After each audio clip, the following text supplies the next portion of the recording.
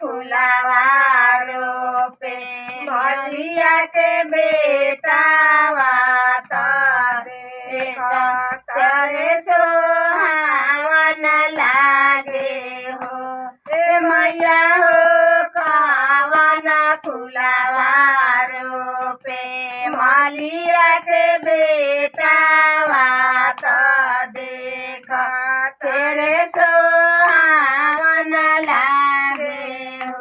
बेली फूल रोपेली मालिनी रात बेली फूल मलियावा रोपे हो।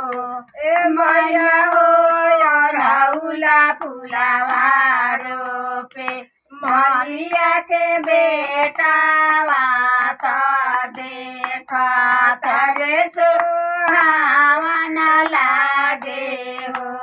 ए मैया हो अरहुला फुलावा रोपे मलिया के बेटावा त देख तरे सोहावन लागे हो। कवन फूल फूलेला सजावना त कवन फूल रतिया फूले हो। ए मैया हो कवन फुलावा फूले बिनु सावा त देख तरे सोहावन लागे हो।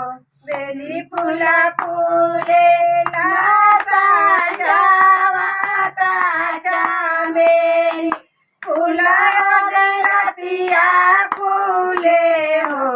ए मैया हो अरहुला फुलावा फूले बिनु सावा त देख तरे सोहावन लागे हो।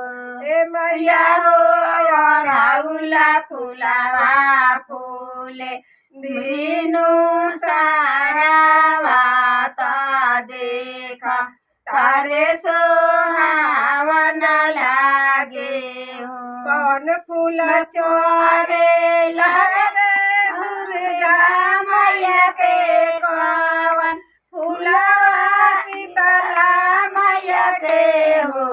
ए मैया हो कवन फुलावा चोरे काली मैया के देख तरे सोहावन लागे हो। बेली फूल चोरेला दुर्गा मैया के चमेली फूलवा शीतला मैया के हो।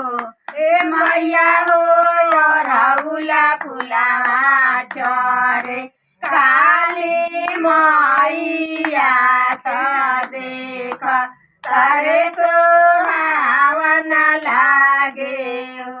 ए मैया हो अरहुला फुलावा चोरे दुर्गा मैया त देख तरे सोहावन लागे हो।